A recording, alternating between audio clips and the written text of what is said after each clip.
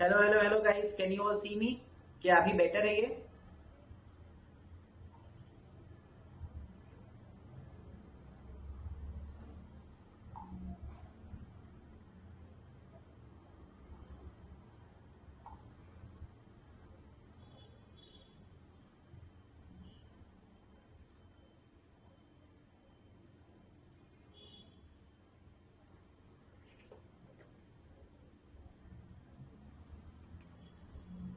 अभी video better आ रहा है क्या guys?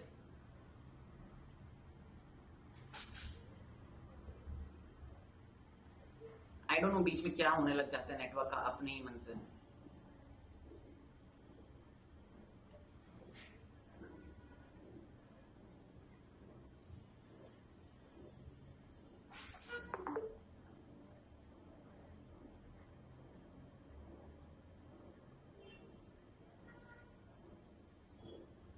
Guys, can you all hear me?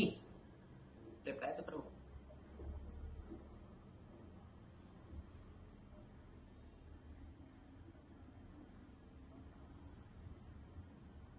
Yes, चल। तो विल कंटिन्यू आवर डिस्कशन।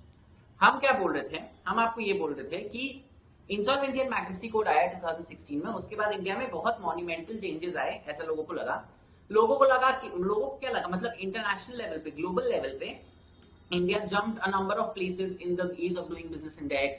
काफी जगह बहुत वाहवाही हुई इस बात की कि वाह, आईबीसी आया है इंडिया में, अब इंसॉल्वेंसी काफी अच्छे से रिजॉल्व हो जाएगा। तो ऐसा क्यों हुआ? क्या ऐसा इसीलिए हुआ कि insolvency and bankruptcy code was the first law that dealt with insolvency resolution in India? क्या ऐसा सीन था क्या कि इंसॉल्वेंसी एंड बैंक्रप्सी कोड के पहले इंडिया में ऐसा कोई भी लॉ नहीं था जो इंसॉल्वेंसी रेजोल्यूशन से डील करता था? Was this the reason or was the reason something else? बताओ क्या लगता है? Was IBC the first law in India that dealt with insolvency resolution? आप लोग के हिसाब से?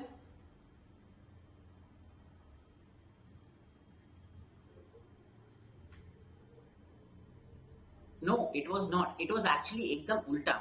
IBC is the law. IBC को इतना बड़ा इसलिए दिया गया है बिकॉज इसने कोई नया लॉ नहीं लाया। सी, कल ही हम लोगों ने पढ़ा ना कोड क्यों लिखा गया है? बिकॉज इसने पुराने लॉज को कंसोलिडेट किया है, मतलब कुछ नया लेके नहीं आया है इसने। आईबीसी ने क्या किया? आईबीसी ने अपने से पहले जितने लॉज थे उन सबको कंसोलिडेट किया है, मतलब इंसॉल्वेंसी रेजोल्यूशन के लिए पहले लॉज थे। तो क्या रीजन क्या था आईबीसी बनाने का, या what was the objective behind creating IBC?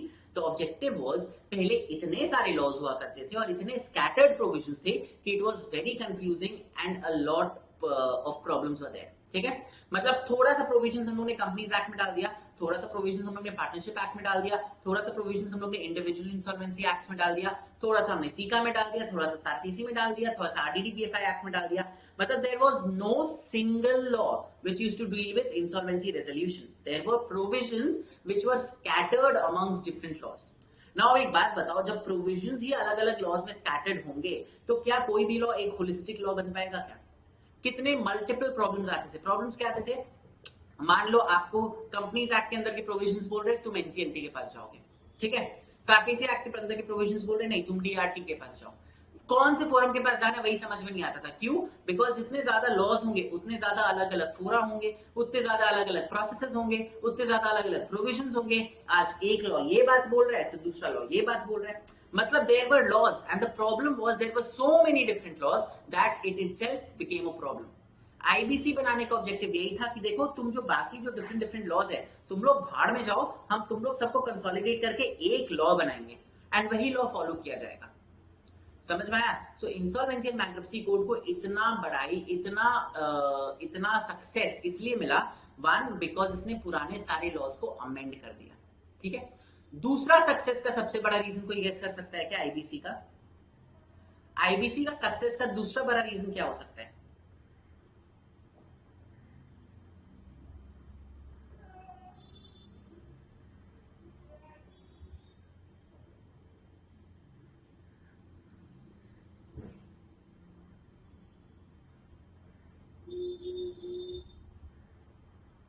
IBC के सक्सेस का दूसरा बड़ा रीजन क्या हो सकता है? कोई गेस करो। एक तो ये था कि पहले जो स्कैटर्ड लॉज थे, जो अलग मल्टीपल फोरा थे, कंफ्लिक्टिंग प्रोविजंस थे, उन सबको इन्होंने लाइन पे ले आया, सबको एक लॉ बना दिया। दूसरा सबसे बड़ा रीजन क्या हो सकता है? गेस करो गाइस। अरे गेस तो करो, इट डजंट मैटर यार, मतलब ठीक है सही हुआ गलत हुआ, who is there to test right now, nobody is testing you ना, I am just trying to say think see how far you guys can think. Absolutely correct, Sridhar. It's not just CIRP. The whole code is time bound. आपके IBC के अंदर आपके IBC के अंदर जितने भी processes दिए गए हैं, जितनी भी चीजें दी गई है, एवरीथिंग इज टाइम बाउंड. हम लोगों ने आईबीसी को एकदम पूरी तरीके से टाइम बाउंड बना दिया. नाउ इसका करने का ऑब्जेक्टिव क्या था? सी, आईबीसी के अंदर जो प्रोसेस है ना, सीआईआरपी जो हम लोग पढ़ते हैं, उसका ऑब्जेक्टिव कोई नया ऑब्जेक्टिव नहीं है. जो सीका था, सिक इंडस्ट्रियल कंपनीज एक्ट 1985, जो आईबीसी के पहले था, उसका ऑब्जेक्टिव भी सेम ही चीज था, वो भी सेम ही चीज करता था. ठीक है. 1985 से लेके 2015 तक सीका के अंदर कुछ 6 या 7 केसेस सक्सेसफुली कंप्लीट किए गए थे 1985 से लेके 2016 तक, विच मींस 30 इयर्स में सक्सेसफुली इन्होंने कुछ 6-7 केसेस ही कंप्लीट किए थे सीका के अंदर. आईबीसी के अंदर 2016 से लेके 2019 तक 33 सीआईआरपी सक्सेसफुली कंप्लीट हो गए थे इनटू रेजोल्यूशन प्लान्स, एंड बाकी 99 अराउंड 90ish प्रोसेसेस भी लिक्विडेशन या विड्रॉल के हिसाब से वो भी सक्सेसफुल हो गए थे, मतलब वो भी कंप्लीट हो गए थे, सक्सेसफुल नहीं हुए थे. तो can you see the difference between the numbers? Caeca में 30 इयर्स के अंदर आपके 7 केसेस सक्सेसफुल हुए थे. आईबीसी में 3 इयर्स के अंदर आपके 33 केसेस सक्सेसफुल हुए थे. क्या रीजन था? One reason was because IBC के अंदर एवरीथिंग इज टाइम बाउंड. सीका के अंदर कुछ भी टाइम बाउंड नहीं था, वहां पे कहीं पे भी हमने टाइम का लिमिटेशन लगा के नहीं रखा था. तो एक बार सीका के अंदर आपका प्रोसेस स्टार्ट हुआ, उसके बाद पीपल वुड बी लाइक हाँ आराम से देखेंगे, आराम से टाइम पास करेंगे, क्या फर्क पड़ता है. वो ऑब्जेक्टिव होता था लोगों का, आराम से टाइम पास करेंगे, आराम से देखेंगे, ठीक है धीरे धीरे चले जा रहा है. People realized that this is not how it can work. See, insolvency matters basically क्या चीज से डील करते हैं? पैसों से डील करते हैं. कोई इंसान इंसॉल्वेंट हो गया, इसका मतलब ये क्या है कि वो पैसे रिटर्न नहीं करा लोगों को, राइट? अब मान लो आपको 2000 में मेरे से 1 लाख रुपए लेना था, मिलना था वापस. मैंने 2000 में आपको 1 लाख रुपए वापस नहीं किया, मैंने आज आपको 1 लाख रुपए वापस किया है. क्या कोई वैल्यू बचा उस 1 लाख रुपए का? I was supposed to pay you back 1 lakh rupees in the year 2000. हम उस समय आपको 2000 रुपीज पे नहीं करके आज आपको 2000 रुपीज पे बैक किए हैं. कोई वैल्यू बचा है क्या उसका? Is there any value left in that 1 lakh rupees?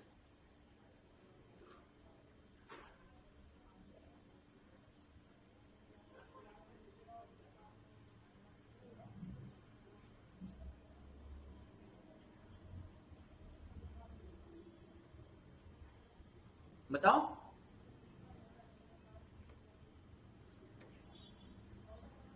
कोई वैल्यू नहीं बचा, right? Why? Because there is a concept of time value of money. जैसे जैसे टाइम बीतता जाता है ना, मनी का वैल्यू घटते जाता है, और ये चीज हम लोग अपने नॉर्मल लाइफ में भी देखते हैं, राइट? पहले आप ही बताओ, आपको कितनी पानी पूरियां या गोलगप्पे मिलते थे 5 रुपए में? आजकल मिलता है क्या? कुछ भी नहीं मिलता, राइट? बिकॉज 5 रुपए का वैल्यू घट चुका है. वैसे ही टाइम वैल्यू ऑफ मनी के कॉन्सेप्ट के हिसाब से पैसे का जो वैल्यू होता है विथ एवरी पासिंग डे वो कम होते जा रहा है, राइट? तो जब insolvency and bankruptcy code is dealing with a situation involving money, जहां पे somebody is supposed to get back their money, we should make it time bound, right? अगर मान लो किसी बैंक को 1 लाख रुपए आज मिलना है, 20 साल बाद उसको 1 लाख रुपए दिला के हम क्या ही उखाड़ लेंगे? कोई फायदा हो गया क्या उसको? नहीं होगा कोई भी फायदा, राइट? तो इसीलिए इंसॉल्वेंसी एंड बैंक्रप्सी कोड को टाइम बाउंड किया गया कि लिसन, मनी मैटर है, जैसे जैसे दिन पार होता जाएगा पैसे का वैल्यू कम होते जाएगा. यहाँ पे हम पैसे पे रिस्क नहीं ले सकते हैं. यहाँ पे तुमको जितना जल्दी हो सके उतना जल्दी पैसे रिटर्न करना होगा. अगर तुम पैसे रिटर्न नहीं कर पाओ तो हम तुम्हारे अगेंस्ट एक्शन लेंगे. इतना दिन का टाइम लिमिट फिक्स कर दिया गया है. इतने दिन के अंदर अगर आपने पैसे रिटर्न कर दिए, वेल एंड गुड. अगर नहीं किया तो यू आर गॉड. समझ में आया?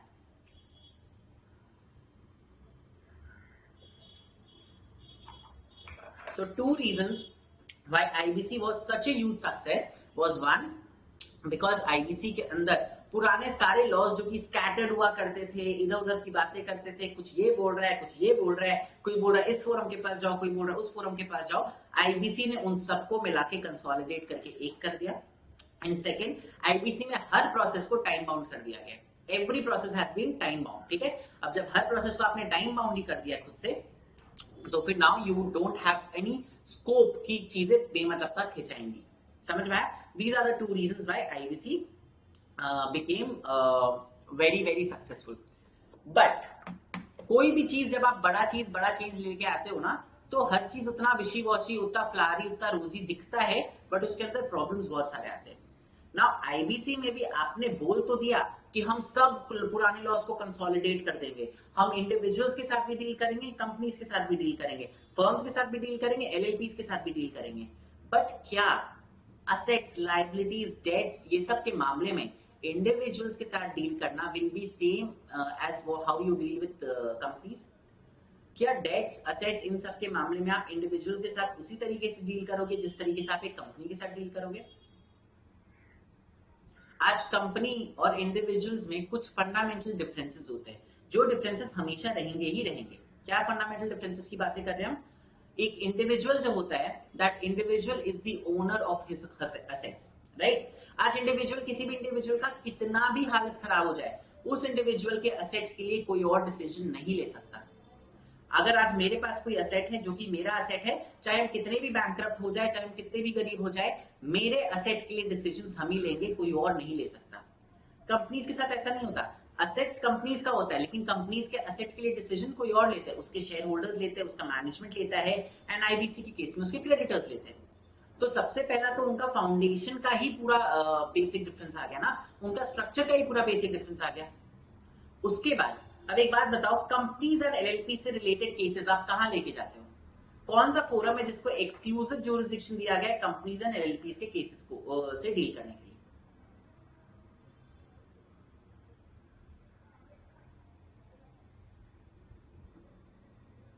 कौन सा फोरम है जिसको एक्सक्लूसिव ज्यूरिसडिक्शन दिया गया है कंपनीज एंड एलएलपी से डील करने के लिए? बताओ।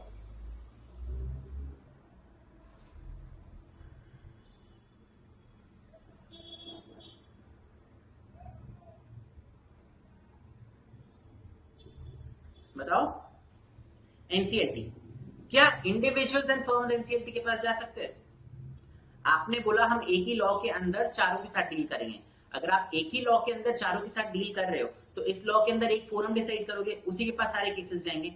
अब कंपनीज एंड एलएलपीज है, तो उसके लिए आपको एनसीएलटी के पास ही जाना पड़ेगा। तो मान लो आपने आईबीसी के अंदर बोल दिया जितने मैटर्स है सब एनसीएलटी के पास जाएंगे, तो इंडिविजुअल्स एंड फर्म्स कैसे जाएंगे? क्या इंडिविजुअल एंड फर्म्स एनसीएलटी के पास जा सकते हैं? Can individual and firms go to the NCLT?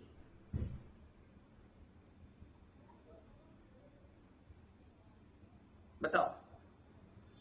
नहीं जा सकते, राइट? तो फोरम कौन सा देंगे? ऐसे करके बहुत फंडामेंटल इश्यूज आते थे, आ रहे थे। हम लोगों ने बहुत एम्बिशियसली बोल दिया हम लोग एक लॉ बनाएंगे, बट वो एक लॉ बनाना, उसका ऑपरेशनल एस्पेक्ट्स को ठीक करना इतना इजी नहीं था। तो इसलिए हम लोगों ने एक बहुत क्रिएटिव वे निकाला। हम लोगों ने क्या किया? हम लोगों ने बोला रुको, हमने कमिट कर दिया कि हम एक ही लॉ बनाएंगे, तो हम एक लॉ बनाएंगे, बट इस लॉ को हम डिफरेंट पार्ट्स में डिवाइड कर देंगे। तो लोगों ने बोला कौन सी बड़ी बात है, बाकी लॉज भी तो डिफरेंट चैप्टर्स में डिवाइड होते हैं, तो ये वाला लॉ भी डिफरेंट पार्ट्स में डिवाइड कर दो, कोई प्रॉब्लम नहीं है। बोला अरे रुको भाई, पहली बात तो सुनो मेरी। तो उन्होंने आईबीसी को 5 पार्ट्स में डिवाइड कर दिया। ठीक है गाइस, ध्यान से सुनिएगा। नाउ सारे पार्ट्स क्या चीज से डील करते हैं? Part 1 deals with something called basic definitions. जो बेसिक प्रोविजंस होते हैं ना, उसके साथ पार्ट 1 डील करता है। Part 4 deals with something which I call pillars of IBC. ये वो वाली चीज है जिनके बिना आईबीसी का कोई भी प्रिंसिपल चल नहीं सकता। And part 5 deals with something called miscellaneous. Now ये तीनों पार्ट्स सब पे अप्लाई करते हैं, चाहे वो इंडिविजुअल्स हो, फर्म्स हो, कंपनीज हो, एलएलपीज हो, सब पे अप्लाई करेंगे। लेकिन पार्ट 2 एंड पार्ट 3 सब पे अप्लाई नहीं करता। Part 2 deals with corporate bodies. Corporate bodies मतलब corporate persons, actually corporate persons मतलब companies and LLPs. And part 3 deals with individuals and firms. ठीक है। Now part 2 specifically companies and LLPs के साथ ही डील करता है, वो इंडिविजुअल्स एंड फर्म्स के साथ डील नहीं करता। पार्ट 2 के अंदर जितने भी प्रोविजंस है, section 4 to section 77 if I am not wrong, ठीक है, ये सारे सेक्शंस केवल कंपनीज एंड एलएलपीज पे अप्लाई करते हैं, ये इंडिविजुअल्स एंड फर्म्स के ऊपर अप्लाई नहीं करते।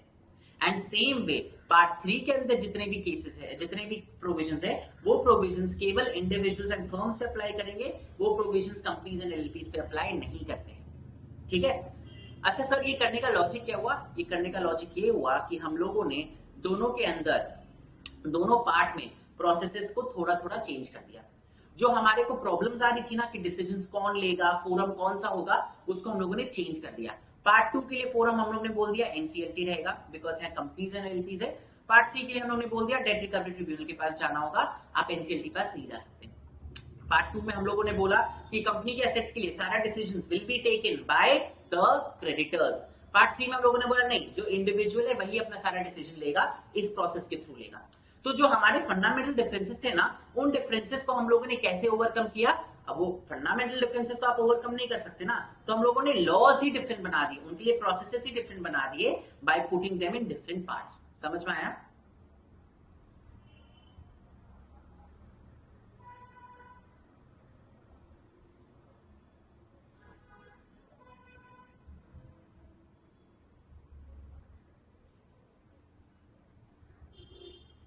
समझ में आया सबको? ठीक है ना? आप लोग को लग रहा होगा ठीक है सर, ये ठीक ही किया, अच्छा किया, but I tell you one more thing. Effectively अगर देखा जाए ना, तो बहुत ही चालूपंथी किया है लॉ मेकर्स ने, यहाँ पे बहुत ही स्मार्टनेस किया है। हम लोगों ने आउटसाइड वर्ल्ड को क्या दिखाया कि हमारे पास एक लॉ है that deals with companies, LLPs, individuals and firms all together. हम लोगों ने आउटसाइड वर्ल्ड को क्या दिखाया कि we have one law that deals with companies, LLPs, firms, individuals, all of that, right? But in reality अगर आप ध्यान से पढ़ोगे तो these are two different laws, जिनको हम लोगों ने डिफरेंट पार्ट्स की तरह डाल दिया।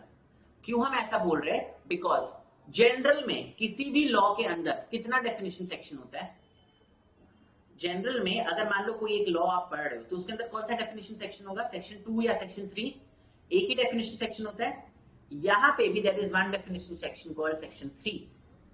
there is another definition section in part 2 called section 5 and there is another definition section in part 3 called section 79। मतलब इसमें एक definition section नहीं है, there are 3 different definition sections and there are 3 different definition sections। मतलब ये section अलग है, ये section अलग है, ये section अलग है, ये लोग proper definition sections ही है ना। इसका इफेक्ट क्या हुआ? पार्ट 3 सेक्शन 3 में जो डेफिनेशन दिए गए हैं, बिकॉज वो पार्ट 1 में आता है, वो पूरे आईबीसी को अप्लाई करता है, ठीक है?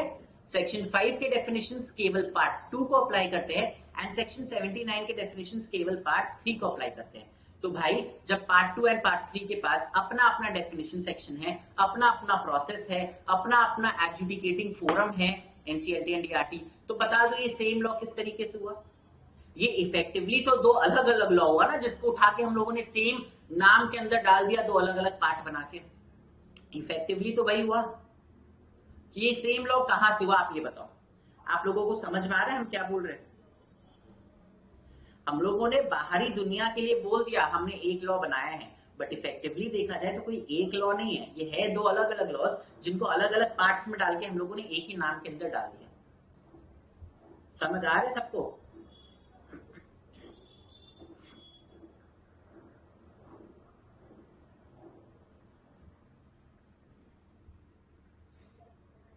यस, तो this is the structure of IBC. सबको आईबीसी का एक बेसिक स्ट्रक्चर का आइडिया आ गया? पार्ट 1 क्या होता है, पार्ट 2 क्या होता है, पार्ट 3 क्या होता है, पार्ट 4 क्या होता है, पार्ट 5 क्या होता है?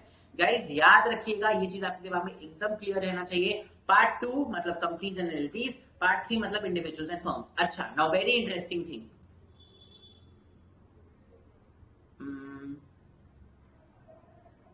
Part 1, part 2, part 4 and part 5। Part 1, part 2, part 4 and part 5 ये सारे एनफोर्स हो चुके हैं। पार्ट 3 अभी तक एनफोर्स नहीं हुआ है। इसका मतलब क्या? इसका मतलब हम लोगों ने लॉ बना दिया इंडिविजुअल्स एंड फर्म्स के लिए भी, हम लोगों ने लॉ बना दिया इंडिविजुअल्स एंड फर्म्स के लिए भी, बट हम लोगों ने अभी तक उसको एनफोर्स नहीं किया है। मतलब अभी वो एनैक्ट हो चुका है, बट वो अभी तक इफेक्ट में नहीं आया है। इसका मतलब आपने बाहरी दुनिया के लिए ये बोल दिया कि हमारे पास इंडिविजुअल फर्म्स, कंपनीज, एलएलपी सबके लिए लॉ है, बट रियलिटी में आईबीसी फिलहाल केवल कंपनीज एंड एलएलपीज के साथ डील करता है। इंडिविजुअल्स एंड फर्म्स के साथ जो प्रोविजंस डील करते हैं उन्हें आपने एनफोर्स नहीं किया है अभी तक। समझ आया? अभी भी आपको पुराने लॉज ही फॉलो करने पड़ेंगे जो 1909 के बने हुए हैं इंडिविजुअल्स एंड फर्म्स के लिए। आपने नया लॉ बना दिया लेकिन आपने उसको एनफोर्स नहीं किया। सर कब होगा एनफोर्स? किसी को नहीं पता।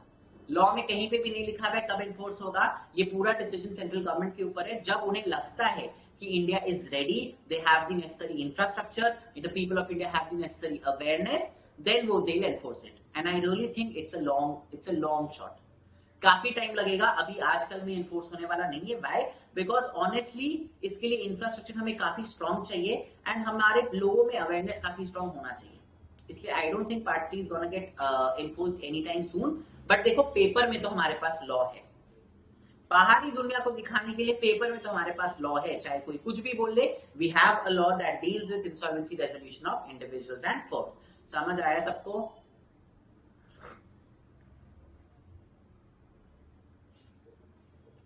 समझ आया सबको?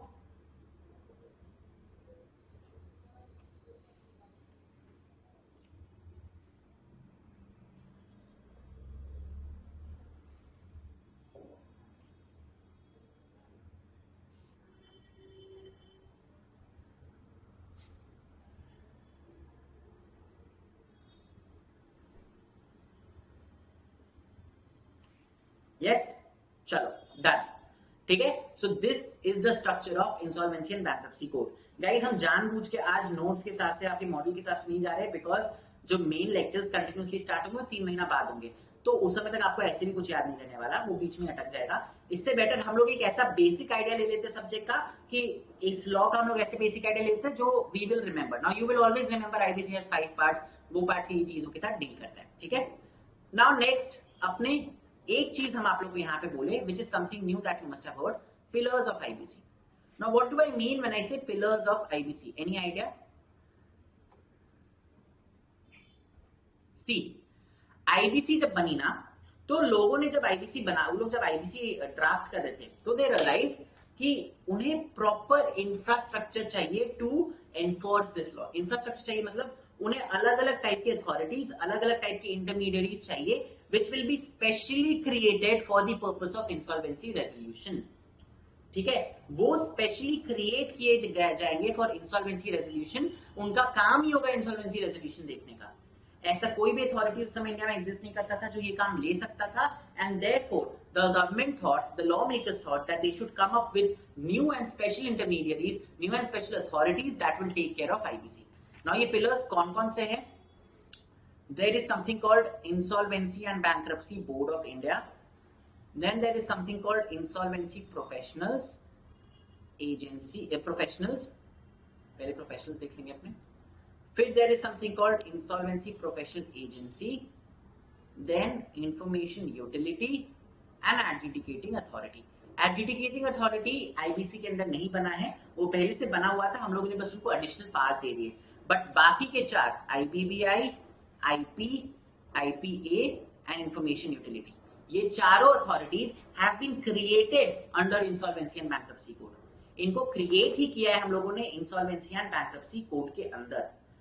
इनको हम पिलर्स ऑफ आईबीसी क्यों बोलते हैं? क्या लॉ में इन्हें पिलर्स ऑफ आईबीसी बुलाया गया? नहीं, इन्हें लॉ में पिलर्स ऑफ आईबीसी नहीं बुलाया गया। I call them pillars of IBC. Why? Because without these 4-5 people आप आईबीसी के अंदर का कोई भी प्रोसेस लेके आगे नहीं बढ़ सकते। Without these 5 authorities, without these 5 intermediaries, no process under IBC can be taken forward. IBC के अंदर का कोई भी प्रोसेस को लेके आप आगे नहीं बढ़ सकते हो, इट्स प्रैक्टिकली इम्पॉसिबल। आईबीसी का जो प्रोसेस है अंदर, चाहे वो सीआईआरपी हो, चाहे वो लिक्विडेशन हो, चाहे वो इंसॉल्वेंसी रेजोल्यूशन प्रोसेस हो, फ्रेश स्टार्ट प्रोसेस हो, प्री पैकेज प्रोसेस हो, कोई भी प्रोसेस हो, इन 5 अथॉरिटीज के बिना आप उसे लेके आगे नहीं बढ़ सकते। ठीक है, नाउ एकदम शॉर्ट में अपने समझते हैं क्या है ये अथॉरिटीज। पहला है आईबीबीआई, हमें इनकी सबको डिटेल में पढ़ना है अपने सिलेबस में, अभी हम आपको शॉर्ट में समझा रहे हैं। आईबीबी क्या, आई क्या है? ये एकदम सेबी जैसा है। सेबी क्या है? सेबी सिक्योरिटीज मार्केट का माई बाप है ना, सिक्योरिटीज मार्केट का माई बाप सेबी है। सेबी जो बोलता है वही सिक्योरिटीज मार्केट में होता है। SEBI has to take care of what is happening in the securities market. Same way insolvency and bankruptcy board of India is the माई बाप of insolvency related matters. India में इंसॉल्वेंसी रिलेटेड मैटर्स में जो final से होगा, final decision maker होगा, वो होगा insolvency and bankruptcy board of India. Rules लाना, रेगुलेशंस लाना, सब चीज को देखना वगैरह वगैरह सब आईबीबीआई करता है। जो काम सेबी सिक्योरिटीज मार्केट के लिए करेगा, वही काम इंसॉल्वेंसी रिलेटेड मैटर्स के लिए आईबीबीआई करेगा। समझ आया सबको? ठीक है, एकदम आपको बस एक बेसिक आइडिया दे रहे हैं। नेक्स्ट है insolvency professional. What is an insolvency professional? Insolvency professional is somebody who is just like a CA और अ सीएस और अ लिक्विडेटर. ठीक है, हम लोग क्या होते हैं? We are professionals. As company secretaries we are professionals. As a company secretary your work is to look after the compliance of a company. As a chartered accountant, your work is to look after the accounts of the company. You have to audit the accounts of the company, right? As a liquidator, you have to take care of the liquidation process of a company. Same way, insolvency professional is a professional who takes care of different processes under IBC. Now, as a chartered accountant, you can be appointed by a company as a statutory auditor, or you can be appointed as a valuer, or you can be appointed as a क्या बोलते हैं internal auditor. आपको अलग अलग post में appoint किया जा सकता है ना अगर आप सीए हो तो. सेम वे अगर आप एक इंसॉल्वेंसी प्रोफेशनल हो तो आपको अलग अलग पोस्ट में अपॉइंट किया जा सकता है अंडर आईबीसी. आपको लिक्विडेटर जैसे भी अपॉइंट किया जा सकता है, आपको रेजोल्यूशन प्रोफेशनल जैसे भी अपॉइंट किया जा सकता है, आपको बैंक्रप्सी ट्रस्टी भी जैसे अपॉइंट किया जा सकता है. So insolvency professional is somebody who is just like a CA और a CS, somebody who has that registration, somebody who has that membership, CA और अ सीएस. समझ में आया सबको? अगर इंसॉल्वेंसी प्रोफेशनल एक सीए सीएस जैसा है तो इंसॉल्वेंसी प्रोफेशनल एजेंसी किसके जैसा होगा? कोई गेस कर सकता है क्या? If an insolvency professional is like a CA और a CS, then an insolvency professional agency will be like what? Guess.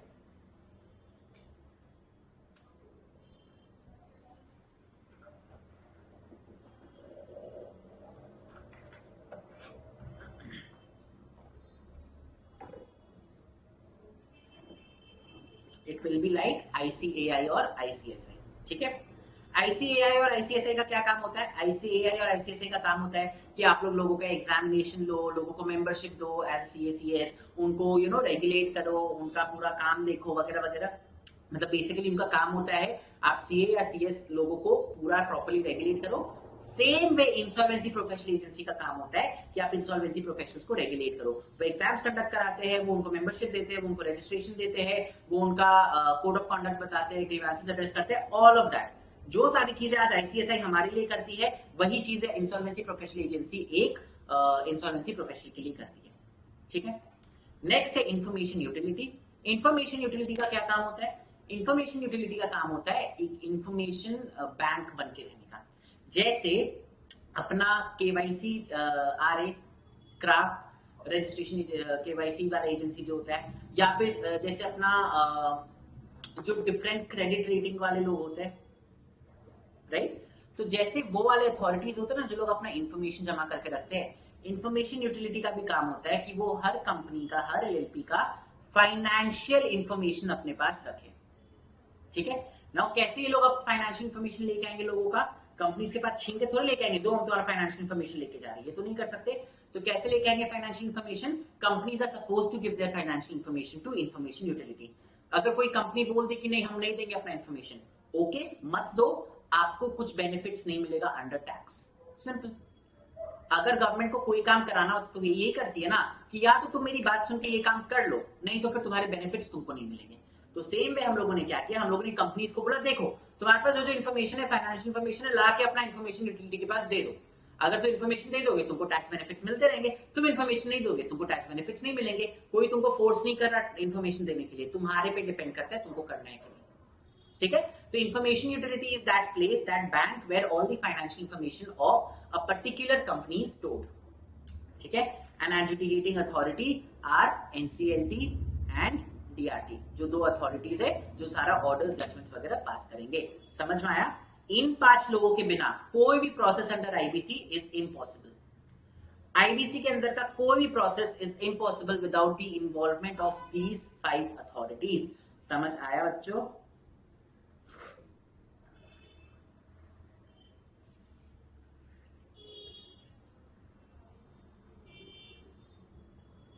समझ आया बच्चों?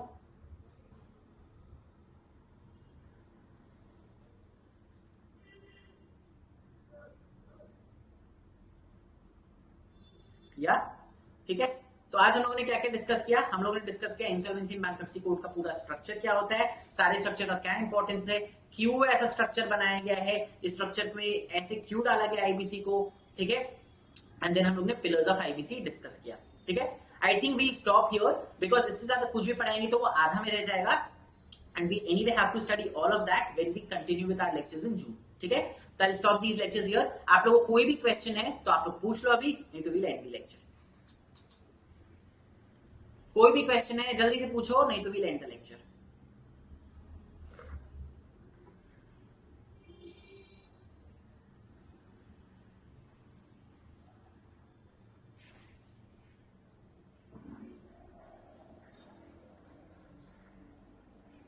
और कोई क्वेश्चन नहीं है, सब क्लियर है, कुछ नहीं पूछना है तो give me a thumbs up, I understand.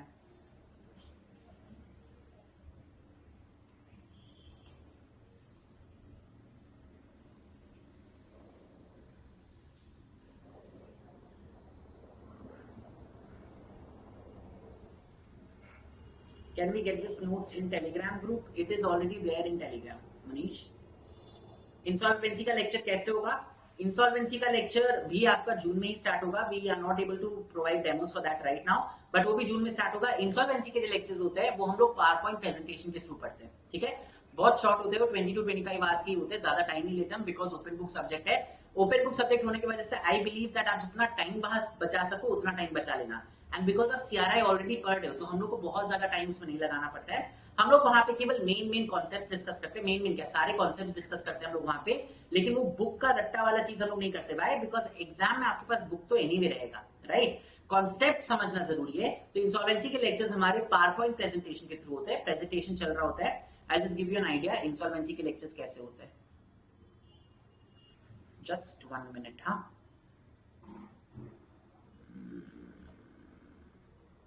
मेरे को खोजना पड़ेगा कहाँ पे है.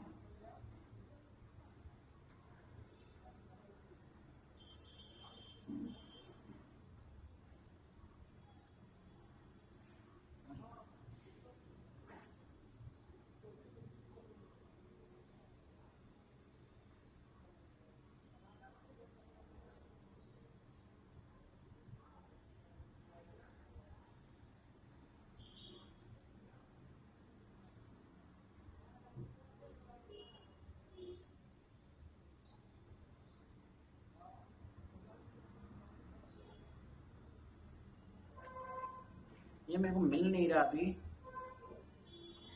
That PPT.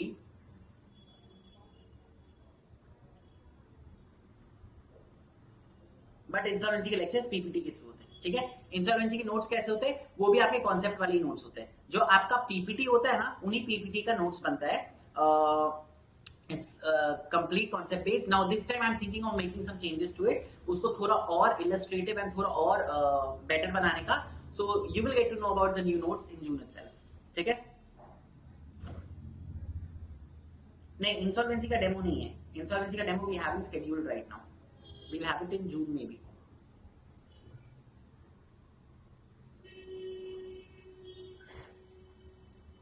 ठीक है? Any other question?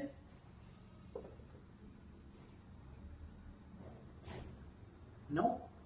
चलो, ऑन दिस नोट आज का लेक्चर को हम लोग यहीं पे करते हैं खत्म. आप सबसे मिलेंगे हम बहुत जल्दी एमसीएस का लेक्चर्स के लिए ऑन मंडे. तब तक के लिए हंसते रहिए, खुश रहिए. धन्यवाद.